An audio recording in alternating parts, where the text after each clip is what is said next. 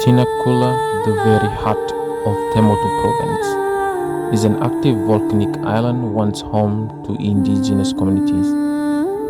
Its fertile land sustained life for generations until eruption forced people to leave. Today, Tinakula rises from the ocean as more than a volcano. It is a monument of memory and resilience, a proud symbol for the Temotu people.